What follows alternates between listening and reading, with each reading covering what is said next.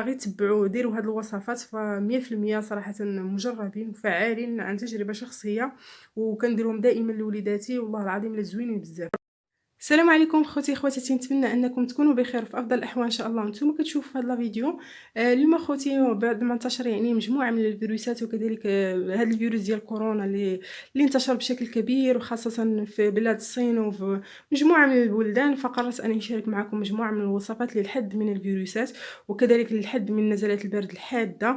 فهاد الوصفات اللي غنعطيكم هي مجربه 100% يعني مني انا شخصيا، وصراحه نظرا لانني انا الحمد لله ملمه بهذه الامور ديال التغذيه ومراقبه الجوده وكذلك التحاليل. فانا قررت نشارك معكم هذه الوصفات اللي هي مجربه وفعاله جدا، فإلا استعملتوها فانا اكون اكيد باذن الله، يعني اي حاجه باذن الله سبحانه وتعالى، كونوا اكيدين ان البرد ما غاديش يضر بكم. وكذلك يعني اللي عنده شي نزله برد فهاد الوصفه كتساعد بشكل كبير في الشفاء ان شاء الله.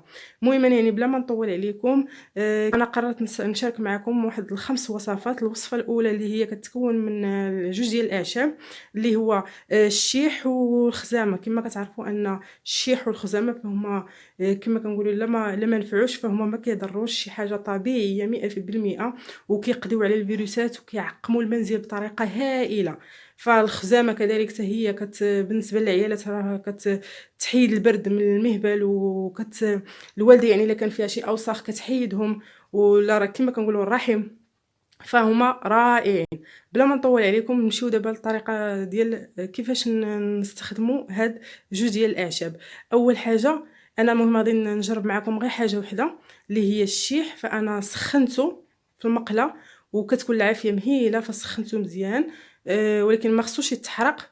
اون فوا يطلع داك البخار فكنطفيو عليه. هانتوما كما كتشوفوا يعني هما كيسخن دابا، راه باين كلشي في الفيديو. وسمحوا لي راه كندير المونتاج يعني ديجا صورت وعاد كنهضر بداكشي باش الكلام ديالي غيكون شويه مخالف مع الفيديو.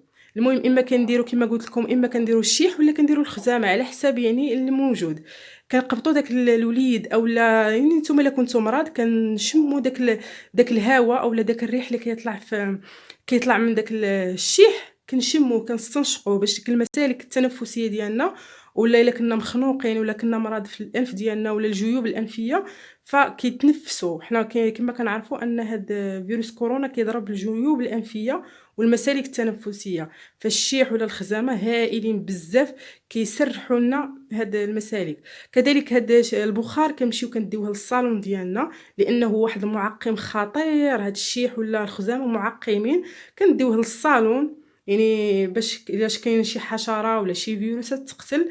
كنديوه كذلك البيت النعاس والبيت ديال الدراري الصغار اولا يعني السرير ديال الدراري الصغار. كنديوه ايضا للطواليت اللي هو كيتجمع فيهم مجموعه من الفيروسات. فغير ديروا هادشي والله العظيم لا فعال. ثاني وصفه اللي هي البصله. شنو كندير انا بالبصله؟ كنقسمها على جوج وكنمشي كنديها للبيت ديال الدراري الصغار ولا المهم البيت ديال النعاس. كنبيتها ليله كامله من الليل حتى الصباح. الا كان الوليد مخنوق ولا شي حاجه فهو كيشم داك ريحه البصله، وسبحان الله كتسرح له المسالك ديال التنفسيه ديالو ديال الانف ديالو، كذلك الجيوب الانفيه ما كتبقاش.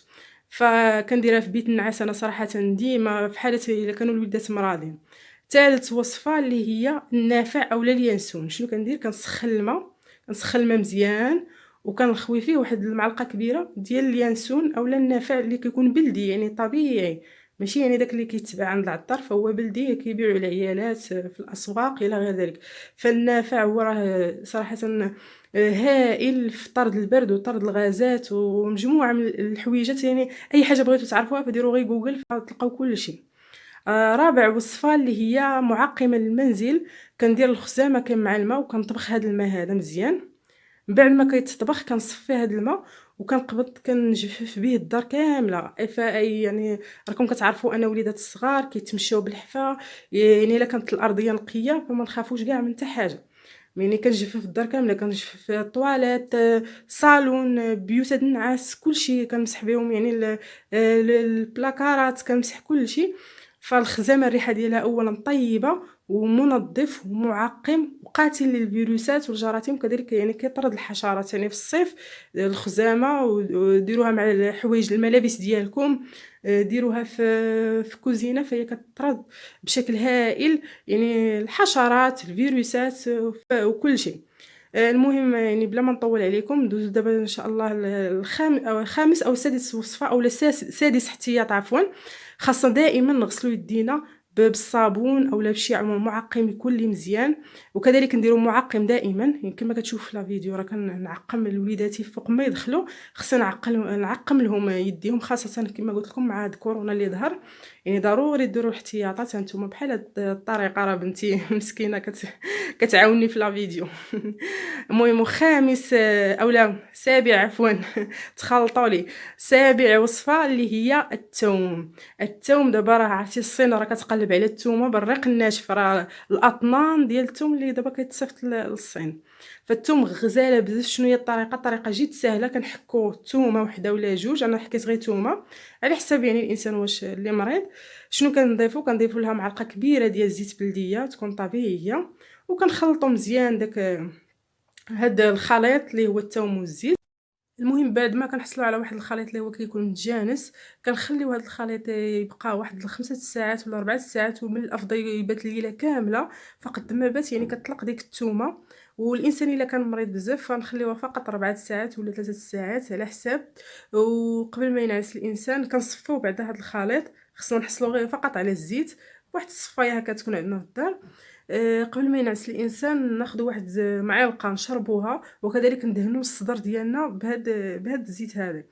فصراحه هاد الخلطه هذه واعره بزاف، ولكن من الافضل الدريولين الصغار اللي عندهم قل من عام ما ياخذوش يعني ما يشربوش هاد الزيت هذه، اللي قالنا نتوما شي شويه صعيبه على الدريولين الصغار، فهي كتحرق شويه المعده.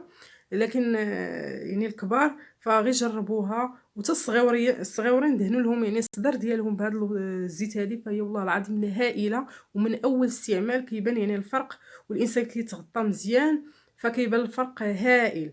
فغير تبعوا ديروا هاد الوصفات، ف100% صراحه مجربين وفعالين عن تجربه شخصيه، وكنديرهم دائما لوليداتي، والله العظيم الا زوينين بزاف. فنتمنى ان هاد الفيديوهات كاملين ينالوا اعجابكم، ويكونوا الوصفات فادوكم. وما تنساوش انه غير جربوهم على حسابي، يعني هما طبيعيين، راه الا ما نفعوش عفوا فهم ما كيضروش. ومهم نتمنى ان يكون خفيفه ظريفه على قلبكم. والسلام عليكم ورحمه الله تعالى وبركاته. الثوم يؤكل كخضرة ويؤكل طري ويوضع في الطبيخ، وهذا الأهمية ديالو يعني منها ارتفاع الضغط. يعني أول المستفيدين هم الأشخاص اللي عندهم ارتفاع الضغط. ثاني المستفيدين هم الأشخاص اللي عندهم الإصابات بالبرد والكحة، الناس اللي كيكحبوا اللي عندهم لأن الجهاز التنفسي العلوي كاين الناس اللي كيكحبوا عامين و3 سنوات و4 سنوات واخذوا ادويه واخذوا السيرو من الصيدليه والمحاليل والاشياء، ولكن هذه الكحبه هذه هي من نوع خاص. علاش؟ لانها تشترك بين اناتوميا بين هذه الاصابه بالبرد، طبعا لان عندنا واحد الممبران واحد المنطقه حساسه للحراره ليس للبرد. يعني حتى في الحال سخون راه مزياناش، يعني حساسه مع تزداد معها حساسيه داخليه، ثم انخفاض المناعه المحليه. باش ربما نكون عقدت شويه الامر، اذا انخفضت المناعه المحليه معناها المناعه المحليه اللي كاينه في الانف واللي كاينه في الفم واللي كاينه في القرجوطه واللي في البلعوم، هذه الاشياء هذه. ثم اذا كثروا الناس من مشتقات الحليب والحليب، يعني ما كيكون هذاك لي سيكريسيون كيكونوا لي هذوك، خاص الناس اولا اللي عندهم الكحبه خصهم يمتنعوا عن الحليب والمشتقات. هذه صح مفروغ منها. يمتنعوا عن المواد اللي فيها الالرجينات اللي مسببه للحساسيه. من اللحوم، على راسها اللحوم والحلويات والمقليات. ثم ياخذوا ثوم مع زيت الزيتون، ليس خلطه، ثوم مع زيت الزيتون، يكثروا من زيت الزيتون، يشربوا ملعقه زيت الزيتون في العشيه. وهذا الثوم يؤكل طازج. الناس اللي عندهم الكحه يؤكل ثوم طازج، يعملوه وسط الخبز ولا يعملوه مع اي شيء ويؤكل طازج. كانوا من قبل كيعملوه مع التمر، كيعملوا هذاك الفص ديال الثوم وسط التمر.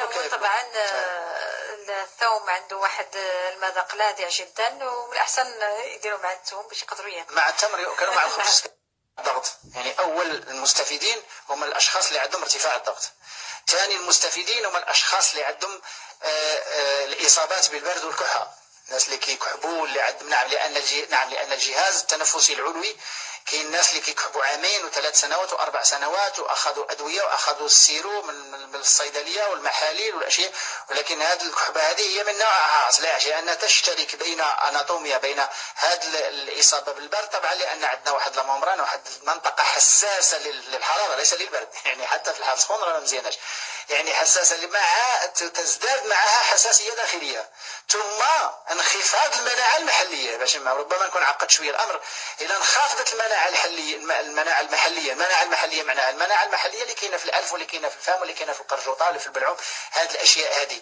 ثم الى كثروا الناس من مشتقات الحليب يعني ما كيكون هذاك لي سيكريسيون كيكونوا لي هذوك، خاص الناس اولا اللي عندهم الكحبه خصهم يمتنعوا عن الحليب والمشتقات. هذه صح مفروغ منها. يمتنعوا عن المواد اللي فيها